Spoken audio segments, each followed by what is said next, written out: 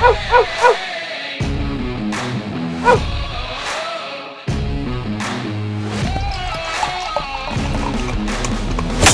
to another edition of the Dogger Pass Podcast. This is for UFC Vegas 57. I'm Paul Shaughnessy, joined on the line by the winner of a shoey bet last week. But was he really the winner? I mean, you go on like MMA decisions, and it's like 75% of people had my boy Guram coming away with the victory. Close fight. I'm not going to really argue all that much.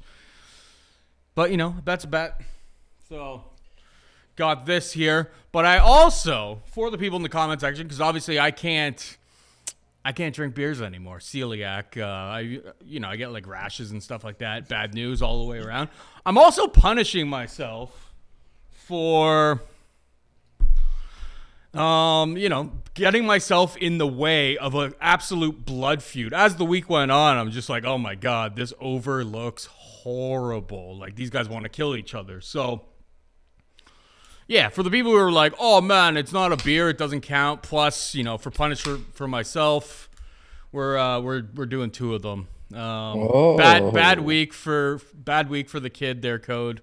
But I thought Guram was a pretty good bet. 50-50 fight. I had plus 151. So, that's the way that this game goes sometimes. What are you gonna do? Yeah, that's it, man. I've had an absolutely awful week. Like, last week came down to Calvin Kattar in the last fight and Kyle Daukaus in the first fight. Neither of them did any good. So taking the shoey bet was a small victory. But yeah, coming into this week, so we're doing this Pro MMA show June 25th in Niagara Falls, right? And it's just been a nightmare. Like, talk about fight week. We got Matt Special pulls out with a rib injury, took a bad body shot. Who spars hard 8 days out? Whatever. What can you do? He pulls out of the fight. John Woo, heavyweight fight, blows out his knee. Mustafa Salazadeh fails a CT scan for some type of abnormality. I got Keith Carson. Keith Carson's coming in from California. All right, send in your medicals, Keith. No problem. Going to send them in. Send in your medicals, Keith. No problem. Going to send them in. Keith finally does send his medicals. Everything's expired.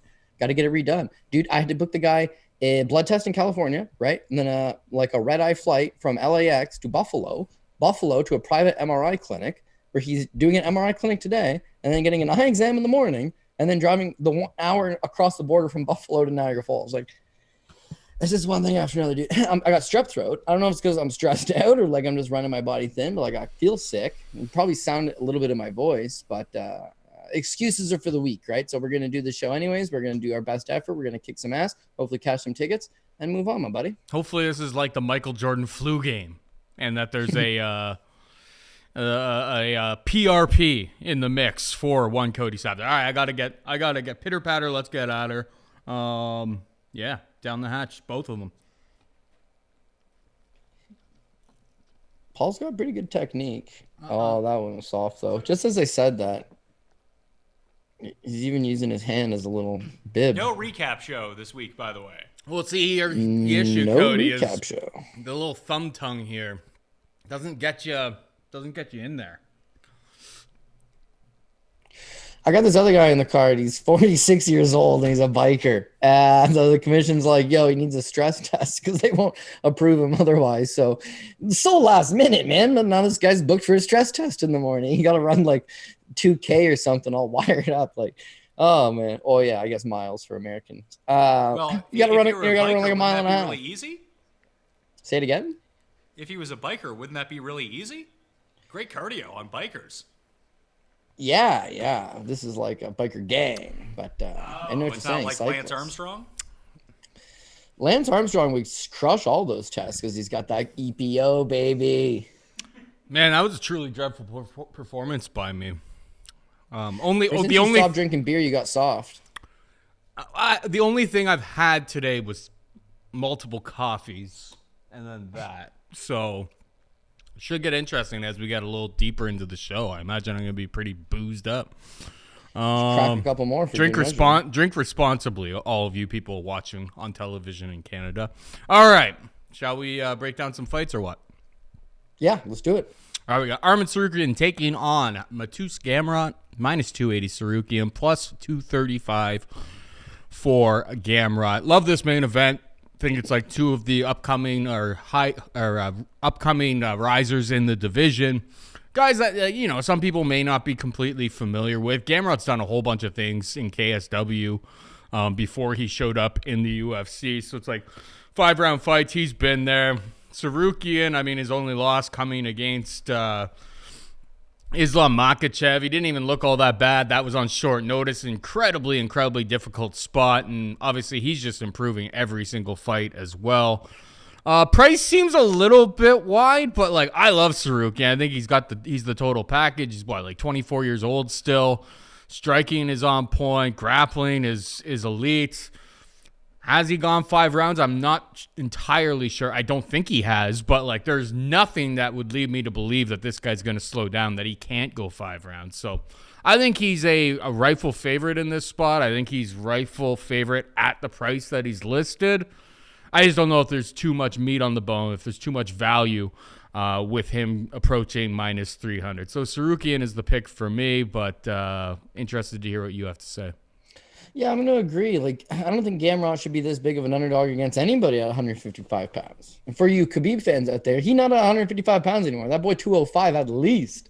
But Gamrot's the complete package. Yeah, like you said, he's got championship experience. He's fought 5 rounds. He's extremely durable, got a great chin. Cardio at its best is pretty damn good. His wrestling's legit. He competed at the ADCC qualifiers. He's a BJJ black belt. He is kind of the complete package. So if you need somebody that's going to go and test a 25-year-old prospect, maybe score some takedowns, maybe drag into some deeper waters, Gamrot's the guy for sure. But like, I'm a huge Gamrot fan. I loved his work in KSW. His problem there is he's a bit of a slow starter. Like, he'll give away a couple early rounds before he really gets the ball running. So when he fought Guram Kudlitz in his debut, of course I backed him. You went Kudlitz, and again, it was the same thing. He got off to a slow start. He won the 3rd round. But again, it's only a 3-round fight. Since then, he's been booked in a bunch of 3-round fights, so he's fighting a lot more aggressive. But that last fight with Carlos Diego Ferreira, he looked gassed in the 2nd round. He's winded, and a lot of it was the grappling exchanges. He would shoot a takedown, and immediately Carlos Diego Ferreira would start transitioning for a leg lock, for a half guard sweep, back for a triangle choke, back to his feet, taken down again, scramble.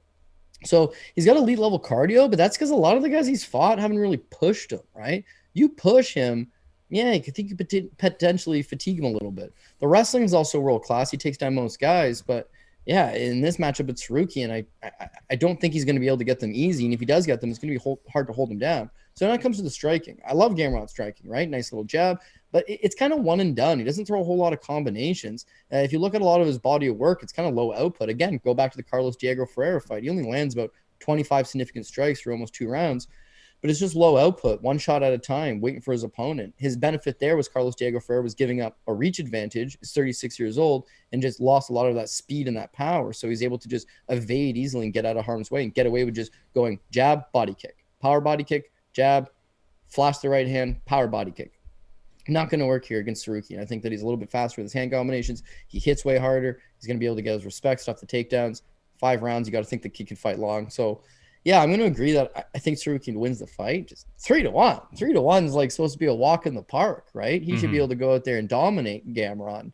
I don't necessarily think that's the case. So I don't know. Choose to do what you will. I would say by decision, by the way. Like, if I was trying to improve the Tsarukyan price tag, Gamrot obviously never been finished. Very durable guy. So if he's going to win, maybe he's able to just, out volume standing and stuff the takedowns. Sprawl and brawl his way to victory.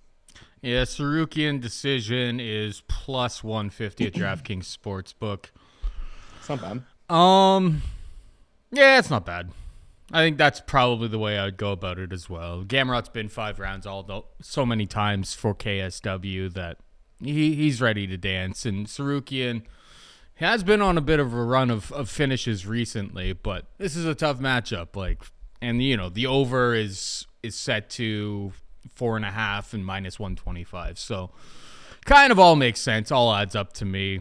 We both like Tsarukyan. Price on the money line is scary. He's going to be on Cody's parlays. But, if the price stays above 2-1, obviously a pretty easy hedge out at the end of the night, to not get taken for a bath.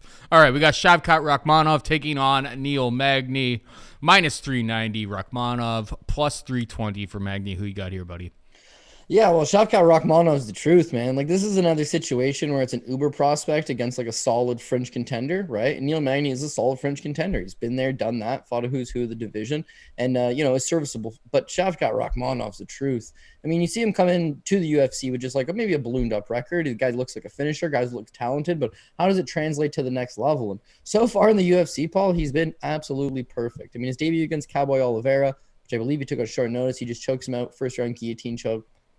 Like nothing, right? The fight with Michel Prazeres, much of the same. High-level skills, chokes him out. Prazeres, BJJ black belt, no neck on him, hard to submit. Rakhmonov, he can beat you standing. He can finish you on the ground. I liken him to Ishmagulov. The difference being that Rakhmonov is a finisher, right? He's got excellent submission game. He's got excellent power, right? That ability to finish guys, you don't have to just chip away all the time like Ishmagulov. And so then his last fight against Carlson Harris is a legit prospect, solid guy. And again, he just goes out there and buzzsaws him in the first round. So I think this guy's very talented, got a very bright future. How does he match up specifically with Neil Magny? I can see Neil Magny trying to grapple him, of course, get him up against the cage, use that length. Thing is that Rakhmonov's pretty long himself and a good grappler. You want to hang out in the clinch with him, he's going to be able to work the body. He's going to get some knees in. He's going to have a lot of success. We've seen guys, Alex Oliveira had some success, I guess, with the cage control, and I would think that that's what Neil Magny is going to go to. But the older that Magny gets, it seems like durability is starting to become a bit of an issue. I think Rakhmonov is just going to catch him at some point. So another big favorite, maybe a little bit too big of a favorite, but, I'm sold on this kid. I like him. Neil's been historically very, very durable, and obviously like he hasn't been finished in a while. Like his last 4 or 5 fights, he's went to the scorecards. He hasn't fought anybody like Rakhmonov in that most recent stretch, though. I think if you're gonna play this line, Rakhmonov 15 wins, 15 finishes, -135 at DraftKings Sportsbook. I think that's the play in this fight. Like, does he finish Neil in 3 rounds 60% of the time? I think so. I think that's how I would go about it. What about you? Yeah, well, again, Magny hasn't been finished in a while, so it gives you that sense. But I was all over this guy in his last fight with Max Griffin. Like, how's Neil Magny going to lose to Max Griffin? And he damn near did. He got knocked down. He got outstruck. It was not a very pretty fight. Age does catch up with you at some point. And when you think about some of the guys that he's fought, they are heavy power punchers. They could connect, but they're a little bit slow. Like, I think Rakhmonov's is very precise. He fights long. He'll find the target. Am I a little bit worried he just gets cage controlled? Yes. The one saving grace is they don't seem to be spamming cage control anymore. So, as long as he just lands the better shots at range, and I think being held up against the cage wouldn't kill him. But yeah, I would lean towards inside the distance by knockout. Yeah. Yeah. All right, moving on down, we've got Alan Baudot taking on Josh Parisian. -120 Baudot, +100 Parisian. This is the type of fight, Cody, because we got to know. We got to know who is the worst heavyweight on the UFC roster at this current moment in our lives. I see some Alan Baudot love, and I don't really understand it, to be perfectly honest. We've talked about him a whole bunch of times. One, if you just go onto Tapology and you go, oh, well, he won by disqualification against Todd Stout. Todd Stout absolutely mollywopped this guy at 205 pounds. And then he tested positive for marijuana. So that was, he came into the UFC off of a loss in the world that we live in. I mean, why is a result getting flipped because someone tests positive for marijuana? Absolutely insane. Obviously, Tom Aspinall's a stud. He absolutely killed him. Rodrigo Nascimento absolutely starches him in round 2.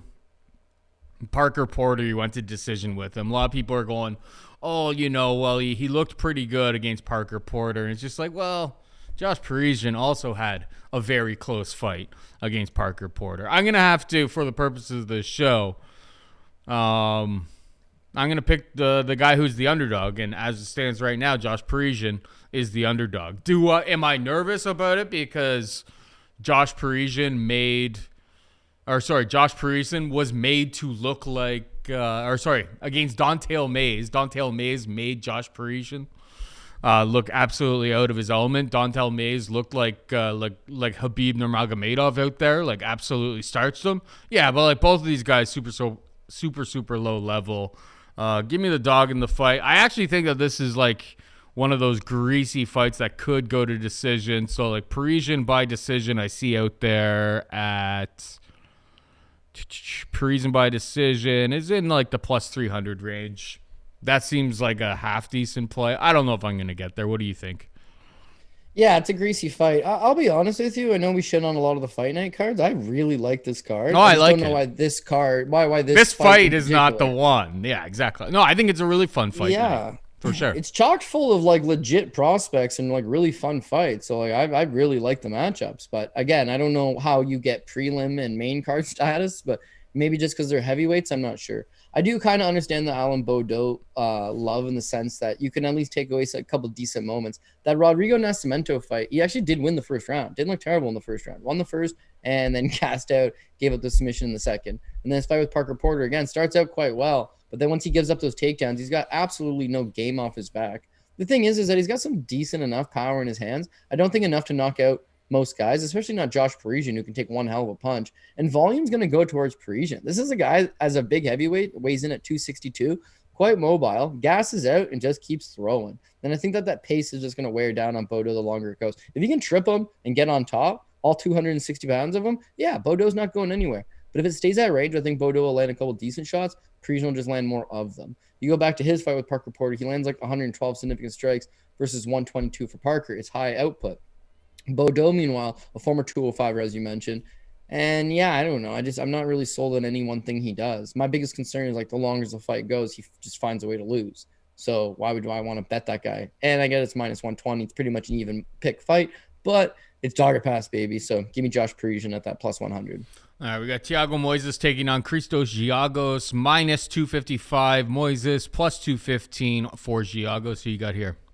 Yeah, this is another case of just like the longer the fight goes, I expect Christos Giagos to just start slowing down. Like he's a phenomenal athlete. Guy comes in, great shape, comes at you, very explosive. Everything he does is just complete power into everything. And as a result, he tends to gas himself out. You look back at a number of fights, the Damir Hadzovic fight, completely gasses out in that third round. The Carlton Maness fight, gassed out in the third round. The Sean Soriano fight, he got beat up standing in the first round against Sean Soriano. And then, of course, Sean has a way of getting his ass kicked in the second and third rounds. Yeah, he's talented at what he does in that he's a power wrestler. He's got some okay grappling. His striking is a little bit robotic at times, but he's powerful. It's just you need to get a quick finish. The longer the guys stretch you, it's going to be an issue. Thiago Moises had great durability. This guy had literally not been finished by anybody. And then all of a sudden, a fourth round against Islam Makhachev, well, I'll give you a pass there. That Joel Alvarez fight, man, he got bum rushed by Joel Alvarez and got beat up, elbows knocked him. He was wobbly right from the get-go. Bad performance. First time he'd ever been knocked out. Of course, the Michael Johnson fight, he almost got knocked out in that first. Johnson Styles on him. But he showed durability there. He's still only 27. I don't think he's shot by no means, but I can't have him get caught by Giagos early. I need him to survive that first round. Giagos starts to tire, and at that point, Moises has made enough strides in his striking game that I think he can keep the fight standing and just outstrike him. If Moises can really get him tired, he'll shoot a bad shot. You can snatch up a neck or potentially just get on top and go to work. So, I got to go with Thiago Moises to get the job done. Yep, I totally agree. I was on Giagos by submission against Sean Soriano, and it was one of those styles make fights. I think like Thiago Moises, what he does is just a horrific stylistic matchup for Christos Giagos. Giagos likes to lean on the wrestling when things aren't really working for him on the feet, and he's going to be in a world of trouble if this goes to the mat.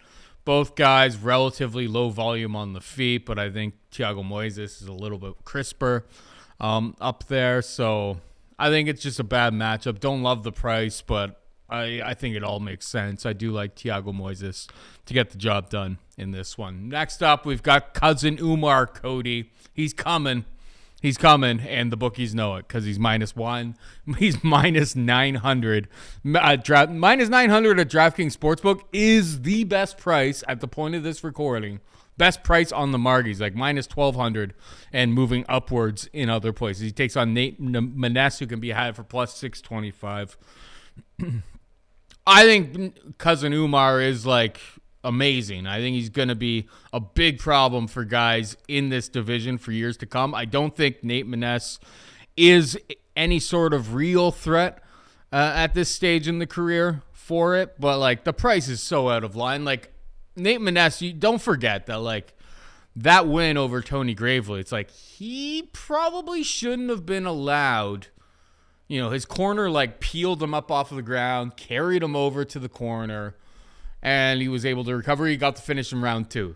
Don't get me wrong on that, but he got like he was pretty much starched, pretty much done in that situation. I see out there cousin Umar is plus 100 by sub. It's like that ain't it. The only way that I'm considering being invested. I've seen a lot of great kicks from cousin Umar. Plus 400, plus 500s out there for Umar by TKO. Probably loses. He likes to go for the submission, don't get me wrong. But I think plus 100, it's just like all of the meat has been taken off of the bone. Cousin Umar wins, and he does it in style. But plus 100 for him to win by submission, it's like I would rather go 5-1 on him to get the takedown. You know, maybe get him in a crucifix, land some elbows, that type of situation. Maybe land a kick, do something like that. I think that's the better way to go about it. You know, less likely to win, but more value, more meat on the bone with cousin Umar by TKO. You know me, though. I'm not picking against cousin Umar on this program. Never will. So minus 900, best price on the market. It's super, super wide. Nate Maness isn't a complete schlub, but we're ready for this one. What do you think? Yeah, I think he probably catches Nate Maness, who to this point in his UFC career has just had like a real good run. Kind of not luck. I mean, the guy goes out there and he earns it. But his fight with Johnny Munoz, his UFC debut, he got outstruck 49-21, gave up 2 takedowns, pretty much lost the fight on everybody's scorecards. There was a point deduction from Munoz, so draw at worst, and they gave him the decision. The fight with Luke Sanders, he's getting his ass kicked in the first round. Like, Sanders mauls him. And then he comes back in the second and he catches him. The fight with Gravely, as you mentioned, not only do they peel him up off the ground, bring him over, wake him up, tell him, like, dude, you're in a fist fight. You need to keep going there. But he broke his jaw in that fight. And he went out there and he caught Tony Gravely. Like, God damn, this dude's 3-0 in the UFC and has faced adversity every single time. But he's been able to beat the Luke Sanders of the world and the Tony Graveleys of the world, because those guys in particular are both known for mental lapses. Against Johnny Munoz, he's given up takedowns in that fight. Not a great look. I would say Umar's got him outgunned anywhere. If he stays standing, he's just going to clip him with something. If he goes to the ground, I think he could submit him, but the wrestling should be on point. Everything should be on point. Nate could win this fight if Umar tired out and he took him into deep waters, because that's kind of been Nate's thing. Tire these guys out, get them into a greasy third-round situation and put it on them, second or third round. But against Umar, like, his cardio looks tight. He looks good. Everything's pretty much on point. The last fight out with Brian Kelleher, because again, this is not a guy that fights a whole lot, Umar Nurmagomedov, but whenever he does show up, the skills are just that much better. And against Kelleher, his striking looked on point. Like, he absolutely blasted him, knocked him out easy in the first round. Drops him, and then it takes it back, chokes him out with a rear naked choke in the first round, just buzzsawed right through him. Like, I think it's a solid performance. This guy's talented. He's got skills everywhere, and he should be able to expose Nate Maness at some point. So I'm agreeing with you. Inside the distance, 9-1's a huge price tag. He's everybody's darling this week, and the inside the distance would definitely help you get a better price tag. Inside the distance is the much safer way to go about that. It's minus 150 at DraftKings Sportsbook right now, which means 60% of the time Umar finishes Nate Maness. I think that's probably, like, I see it moving at other places. It's probably going to be like minus 200 by the time we get to fight time, but based on like how the market is moving. Nobody seems to be betting Nate Maness. So if you're a Nate Maness truther and you think this is the spot, I mean, you might as well throw your money away. But it's out there. It's out there, and it's probably going to continue to grow. So if you believe in it, and I am not telling you to do it, and I think that it's actually a bad bet that you're just throwing money away. There's better 6-1s on this thing. I have one. I have one in the first fight of the night. I think is a much better spot around that price than betting Nate Maness. But yeah, that's a tease. That's what they say in the biz, is a tease. All right, moving on down, we got Chris Curtis taking on Rodolfo Vieira. Minus 135, Chris Curtis. Rodolfo Vieira can be had for plus 115. The floor is yours, Cody. People are here to hear you talk about the Action Man.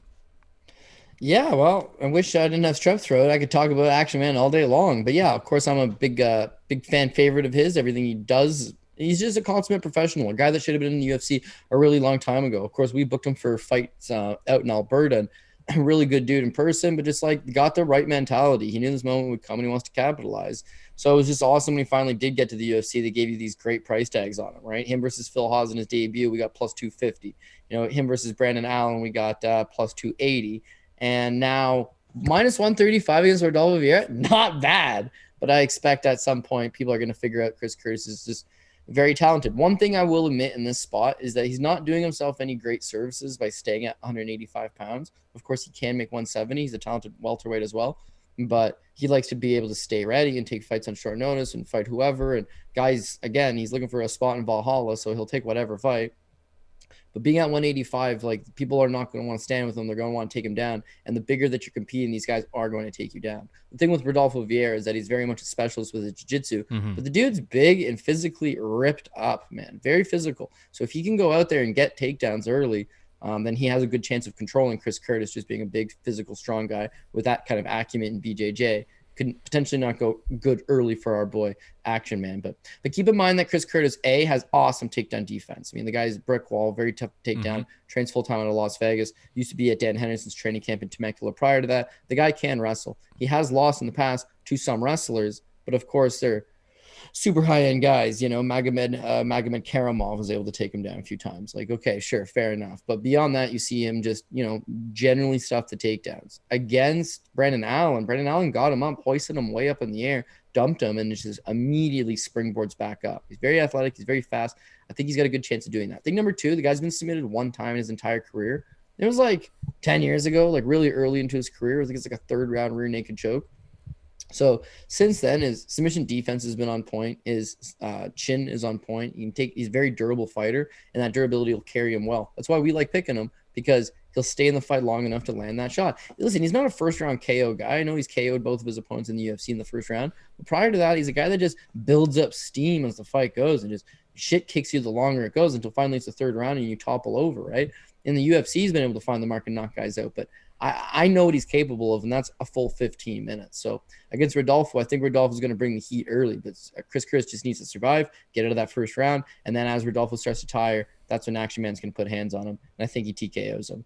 When you look at Rodolfo Vieira, of course, the BJJ is definitely on point, but since his transition over to MMA, like, he just doesn't look all that good. His last two fights, in fact, you make a strong argument, his fights in the UFC, Oscar Pichota, way lower level than Action Man, Saprabek Safarov, not even in the same discussion as Action Man. Anthony Hernandez is a talented guy. And of course, that fight, he looked awful. He got submitted by Anthony Hernandez. And Anthony's a pace guy. He's a guy that puts a pace on you, right? Breaks you down. Those are the kind of fights he's going to struggle with. And then he comes back against Dustin Stolfus. He looks in great shape physically. But his striking is awful, man. Like, he's getting chipped up on the feet standing against Stolfus. Even when he does get the takedowns early, he can't submit him. Finally catches him in the third. But it was like, not a very good performance. If that's what you're going to bring here against Chris Curtis, it's not going to be a very pleasant time. So I got Action Man finishing this thing partway through the second or early into the third. I like it. And actually, it's just kind of shocking when I look at like all of the other sports books and where the action is going. Like, it's getting closer to a pick'em, like across the board. People are betting Rodolfo Vieira. Maybe it has to do with the size. I don't necessarily know. If I was ever going to bet Rodolfo Vieira, it'd be Rodolfo Vieira by sub, which is like in the 2+200 range. But Chris Curtis, maybe Chris Curtis round 3. We'll see if I get there. But I see like 10-1 at DraftKings Sportsbook. We'll see where the market adjusts itself. But you know me, I'm a degen. I like certain long shot props. And Chris Curtis round 3 is one that I definitely see like the path to victory, and I see how that could shake out for a nice little dub. All right, moving on down, we got Carlos Ulberg taking on Tafon and Nchukwi. Straight pick 'em. Who you got, Code? Yeah, this is a tough fight, to be honest with you. Like, so far, we like Tsarukyan, we like Rakhmonov. Oh, yeah, that's a terrible heavyweight fight. You like Moises, you like Umar, you like Chris Curtis. This is a difficult one because it could sway many of ways. Carlos Ulberg, of course, is Israel Adesanya's buddy, male model over in New Zealand. Guy's good looking. They signed him off the Contender Series. And he comes out balls to the walls against Nchukwi in his UFC debut. Very, very high output first round, and then completely gasses out and loses. So, not a particularly good debut, but they rebook him against Fabio Charant, and it's the polar opposite. He did not come out hot in the first round. He didn't do anything for the whole fight. He didn't win on the simple basis that Fabio Charant did even less than he did, but it's like a really low output bog of a fight. So what does this get good at? Okay, well, we know he's a kickboxer, and he's got pro kickboxing experience, and he's Izzy's buddy, and he's out of city kickboxing, and we know that striking is his acumen. But if he goes hard and pushes the pace early, his cardio is not going to hold up. And if he just lays back and gets all lackadaisical, he's going to open himself up to close fights on the scorecards. When you look at Tafon and Nchukwi, he's super slow, he's super robotic, but there's also some glimpses of some moments. The guy's very physically strong. He got good enough striking. He's got a good head kick. He's got good knockout ability. It's hard to back him up. Like, if he's the one that chooses to move forward on you, you can make things happen. He was winning that Murzakhanov fight his last time up before he got melted with a flying knee by a dead body with no gas left in the tank. Shitty way to go out, but he didn't look that bad. My butt was absolutely puckered on that one because I was heavy. I was heavy on Murzakhanov because I thought that he was going to have a massive speed advantage, which he kind of did, but not really. And I think I've always kind of underrated. Tafon and Nchukwi puts out a lot of volume in a lot of these fights. He's probably going to lose round 1 against Ulberg, but I think he's very, very much live in this spot. And the big question mark becomes, nobody's really taken Ulberg down, and I'm not sure he has very much on the ground whatsoever. If Tafon comes out and is able to take him down, muscle him down, hold him down there, this could he could be he could, in retrospect, he could look like he should have been minus 300 in this spot. Ulberg's just so inexperienced, and the matchups that he's had have been tailor-made as is Israel Adesanya's buddy for him to look good, and they haven't necessarily looked good.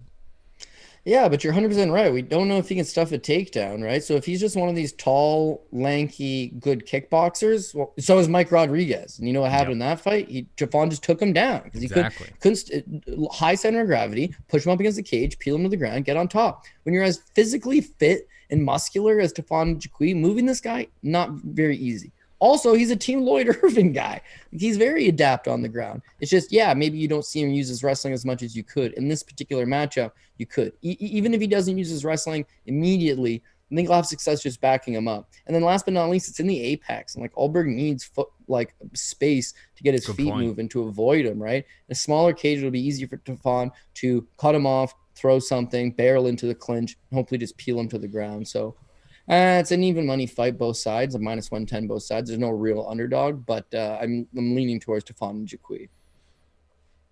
Nchukwi by submission, 18-1. Shit. For people who are about that life, that doesn't seem all that bad.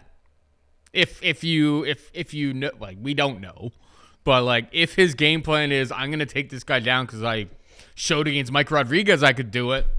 That could be a very, very spicy proposition.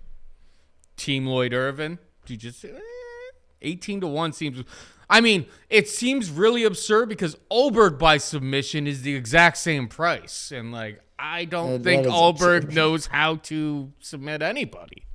I haven't seen it. Maybe I'm dead wrong, but maybe it's the double shoeys, but I've got some real degen bets that I'm writing down here. That I'm making note of as I go through. Hockey fans, the pursuit of the Stanley Cup is on, and DraftKings Sportsbook, an official sports betting partner of the NHL, has an unbelievable offer for the most exciting playoffs in sports. New customers can bet $5 on any team to win and get $150 in free bets, no matter what, win or lose. Looking to turn a small bet into a big payday during the playoffs? With DraftKings same-game parlays, you can do just that. Create your own parlay by combining multiple bets, like which team will win, how many total goals will be scored, and more. It's your shot at an even bigger payout. DraftKings is safe, secure, and reliable, and best of all, you can deposit and withdraw your cash whenever you want. Download the DraftKings Sportsbook app now. Use promo code DOP. Bet $5 on any NHL team to win and get $100 in free bets no matter what. That's code DOP at DraftKings Sportsbook, an official sports betting partner of the NHL. Okay, we got TJ Brown taking on Shayilan Nuerdanbieke. I probably butchered that, but pretty much everybody who does a YouTube show is going to butcher that name this week, except for like John Anik. When John Anik gets on the mic, the guy's marvelous. TJ Brown minus 205. Shayilan is plus 175. What's your take here, buddy? Yeah. This is another one of these greasy spots. So with Shayilan, he doesn't seem to have anything to his game other than just trying to power you up against the cage and try to get takedowns. Like, that's it. His striking does not really seem to be there. Certainly not equipped to get into a 15-minute striking battle.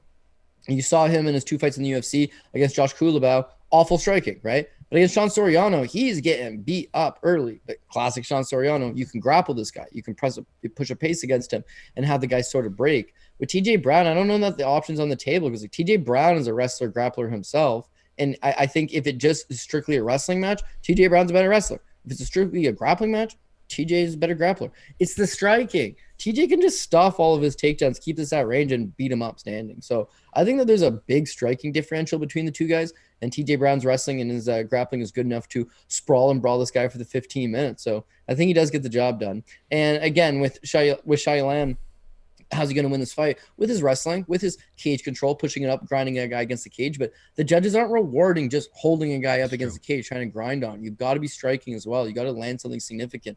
And I just don't really see it out of this kid quite yet. So I got to go with TJ Brown to land the more eye-catching moments and secure himself a decision victory. And here's the thing. If you credit yourself as a great wrestler and you take on Sean Soriano, you take him down 4 times, and there's 0 submission attempts, it's a bad look. He got taken down twice by Sean Soriano. It's a bad Red fight, man. Flag City. Do I really love, like when I stare at this line and I see TJ Brown minus 205, does that warm the cockles of my heart? No. But, I mean, those stats for Shayilan, pretty embarrassing against a guy like Sean Soriano, who it's like, you take him down, you submit him, and then you move on to the next fight. Like, that's, you know, the story has been told so many times against Sean Soriano, and he couldn't get it. Like, he won the fight, but barely. He really squeaked it out. Well, even worse is his fight with Josh Kulabau. It's 15 minutes, okay? Yep. He went, let me figure this out because it was bad. He got 2 of 14 takedowns, right? Went 2 for 14 against Josh Kulabau, and he landed 17 strikes over 15 minutes. His fight with Sean Soriano, he went 4 for 8, whatever, Sean Soriano. But 17 strikes again, landed. Same shit. He's landed less than 20 significant strikes in back-to-back UFC appearances. Right, hard to win fights. One thing you know about TJ Brown is that he comes to scrap, and I think just landing those short shots, going for a couple attempts here and there, you know, stuffing the takedown attempt, and putting pressure on this guy will look better in the judges' eyes. All right, we got Sergey Morozov taking on Raulian Paiva, minus 135. Morozov plus 115. Paiva, who you got here? Yeah, this could be my apple pie shitter because Morozov more or less shitting one for me the last time out against Douglas D'Andrade. But when you hit as hard as Morozov does, and with Raulian Paiva, you get hit as much as he does, it's just a recipe for disaster. Mm-hmm. This kid's, I think he's going to get clipped.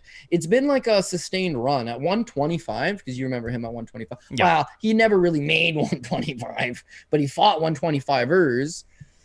He's huge, so he walks through a lot of strikes. Like, he can afford to take a couple shots. But hit that fight with Rogerio Bontory, and he just runs face first into a pile of big shots, busts his eyebrow open, blood everywhere. They stop it on a cut, right? But it was like, oh, man, well, maybe you should keep your hands up and move your head. And he just hasn't done it since then. And so his last 2 fights, the Kyler Phillips fight, Kyler Phillips rocks him bad in the first round. Like, he's hurt. Some refs, maybe could have stopped that fight, but he perseveres, he survives, somehow ends up winning the fight. Who knows? But then the Sean O'Malley fight, it's the same thing. It's a continuation. You don't move your head, okay? And you're taking on guys with decent striking, decent power. They're going to catch you, and you can't stand up to all of them, especially not at 135 now. They hit a lot harder. So Sean O'Malley, of course, disposes him in the first round. When I look at Sergey Morozov, it's like he's got good serviceable boxing, tight combinations, good power in his hands. I think he's going to clip him. He's got a wrestling advantage over Paiva. He's got a grappling advantage over Paiva. But Paiva's inability to move his head just comes straight at you. I think Morozov's going to melt him.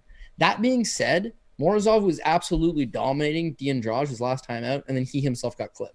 So it's the fight biz, it's tough. I could see that happening as well. I could see him putting a pace and beating up Paiva. Then the longer the fight goes, you get a little tired. As you start to get a little tired, Paiva clips you with something and makes it happen. Of course, that is all possible, but I got to go with the guy with the better skill set here. So Sergey Morozov, and I'm kind of tempted to maybe take a shot on Morozov by knockout. Yeah, I agree with you completely, actually. And I think the fight against Kyler Phillips, I think that took a lot of, he took so much damage in that fight, and I still don't necessarily agree with the decision.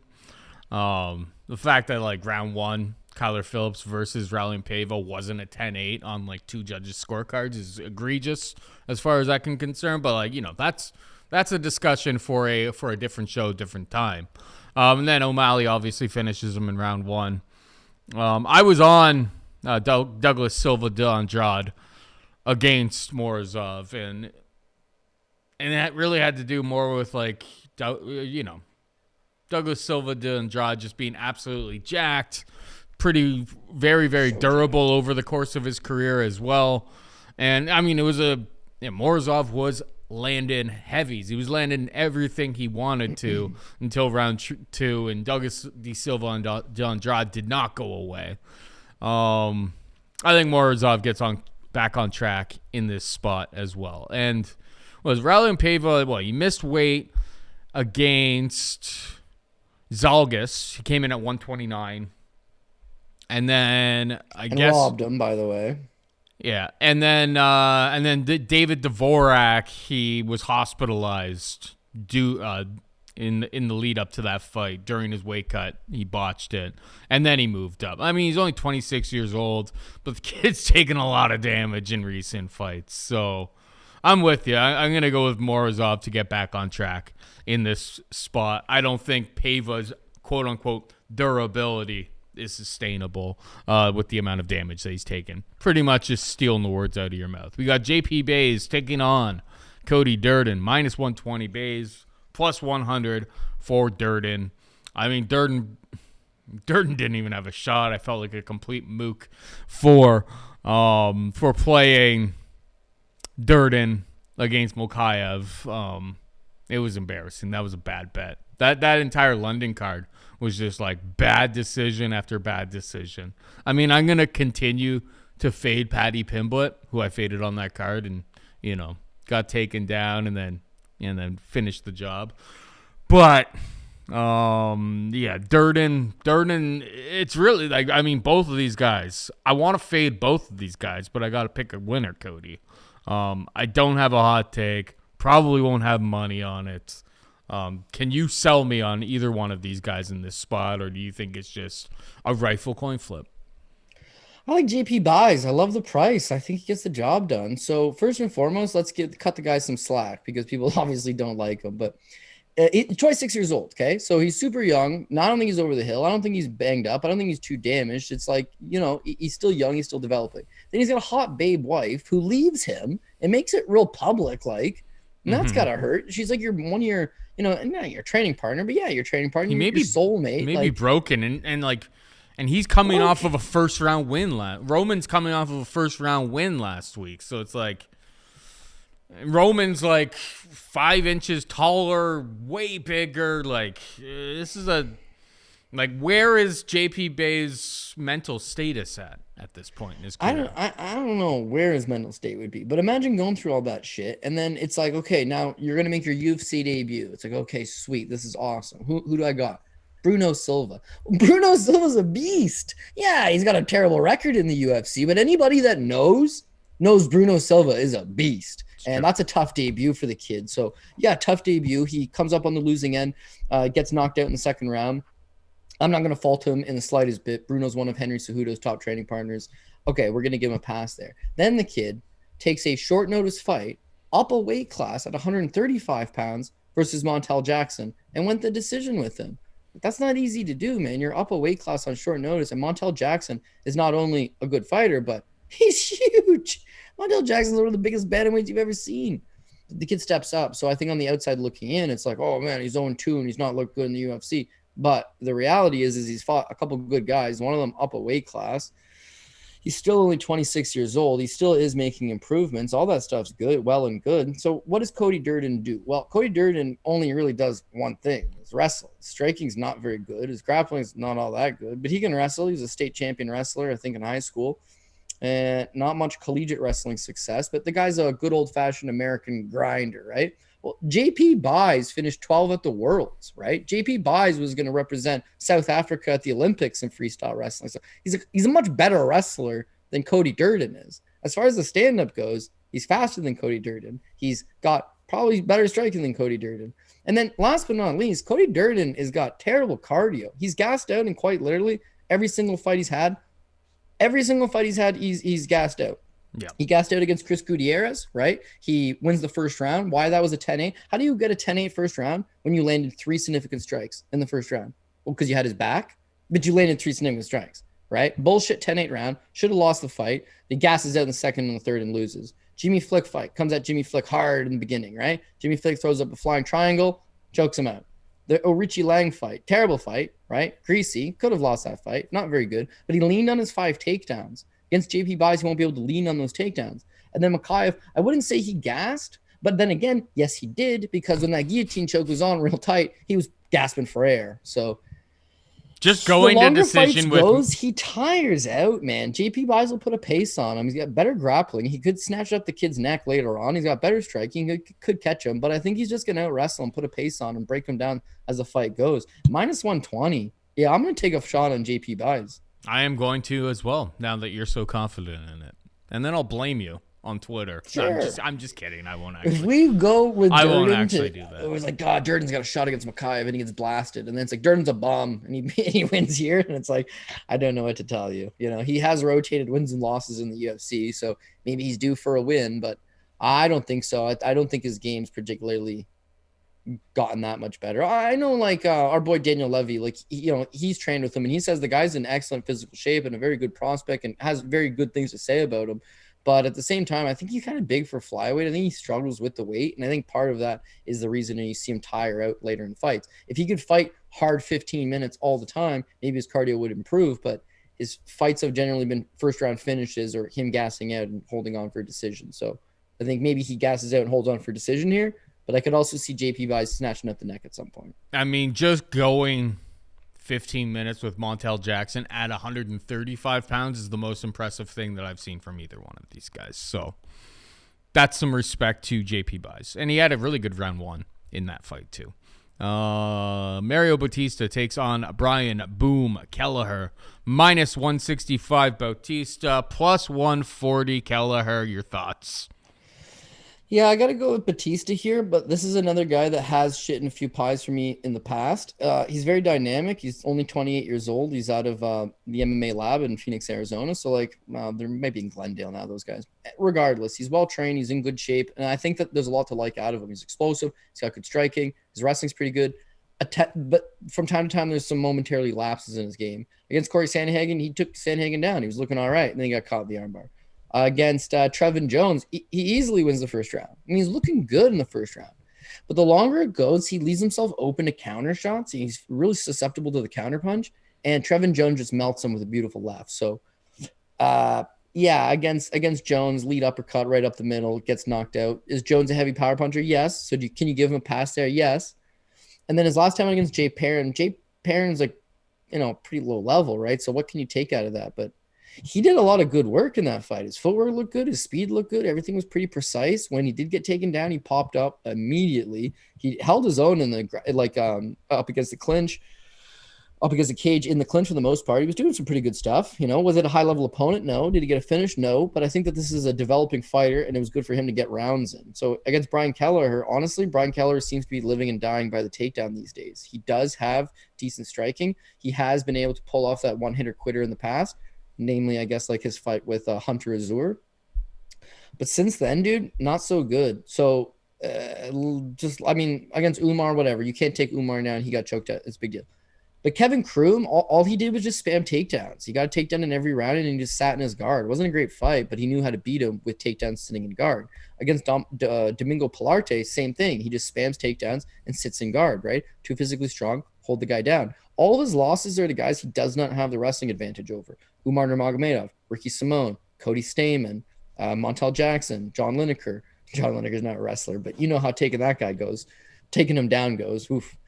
So if he's not able to take down Mario Bautista, which I honestly don't think he'll be able to do, he's going to be forced to stand with him. And I think Bautista's faster, got better output, got better technique. The only one thing that could go wrong for me is that I will admit Kelleher will bite down on his mouthpiece, plant his feet, and he'll throw a right hand. Mm-hmm. And Bautista sometimes gets a little bit caught up in his own work, and he's there for the counter. So like this could be a fight I'm winning until I get knocked out, but I'm just hoping Bautista is able to minus P's and Q's, show some good ring IQ, stay out of harm's way, and then of course win the decision. But I think Bautista's going to win a unanimous decision. Yep, I totally agree there. Nothing really to add. And finally, we've got Jinyu Frey taking on Vanessa Demopoulos. Minus 260 Jinyu Frey, plus 220 for Demopoulos. Short and sweet, Cody. Demopoulos sub, plus 800. Isn't that pretty much all of her winning condition in this spot? Mm-hmm, yeah. It's like Kay Hansen. Kay Hansen was losing the fight again. Like, Jinyu Frey is a much better tactician. She's much more well-rounded. She's definitely getting a little bit long in the tooth at this stage in her career. She showed against Kay Hansen that she can be exploited if the fight gets to the mat. That's a big if, but plus 220 versus plus 800. I feel like this is almost kind of like Malkoun versus Brendan Allen a couple weeks ago, where it was like Malkoun was plus 220 on the money line. You're like, he's going to win by decision because the guy can't finish a sandwich. So the inverse of that. It's like if this fight goes to decision, very, very likely Jinyu Frey wins. If it doesn't go to decision, probably a situation where Vanessa Demopoulos snatches up a sub. It's the first fight of the night. You don't have to get crazy about it, but I think Demopoulos by submission. Give me that arm bar from guard plus 800, Cody. That is the play. Yeah, well, I like Vanessa Demopoulos. She's super entertaining. She's got a great personality, but I can't get behind that one on a personal minus level. 260 Jinyu Cody. How old is she? She's like 37. She's like older than me. Cody. Yeah, she got subbed by Kay Hansen. In great shape, Paul. 37. She's in great shape. May actually, I'm a month older than her, but like I'm washed. So is she. Nobody's forcing me into a cage to fight. Cody, yeah, you're not. This is the Pat process. Mayo special. You bet the women's on like minus 260 Jinyu Frey. Come on, man. I'm telling you, if you're gonna put this on your PRP. Put it be very, very careful. Put it final leg and rebuild or something like that.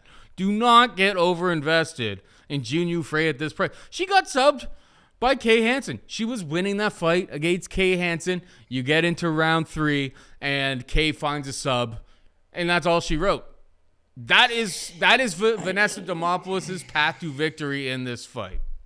Yeah, I think it's 2 years ago. if you take that UFC debut. Okay, so she was 35 years old and now she's so improved because she's 37. That's how age works.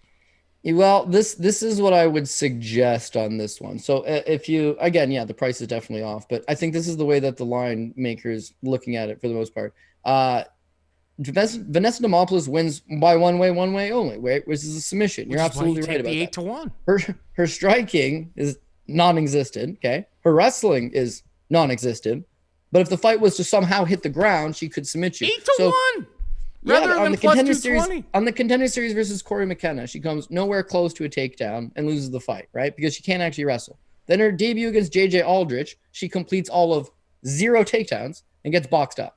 Then her fight with Silva Gomez Juarez, she gets flat out dropped by her right hand. Yeah. And Gomez Juarez gets on top of her. Gomez Juarez has got some dynamite in those hands for a 115-pound woman. Oh, yeah, she's absolutely got killer power. But what I'm saying is that in one Contender Series fight and 2 UFC fights, Vanessa Demopoulos has effectively scored 0 takedowns. 8-1, Cody. I'm telling you.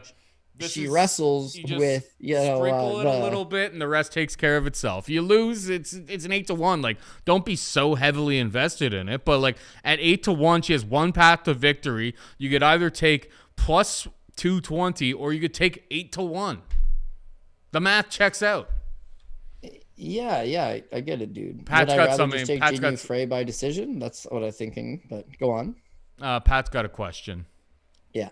Cody, you just went through, I think, 3 fights, so we would have another 5 to go before we were losing value on this 8-1. By the way.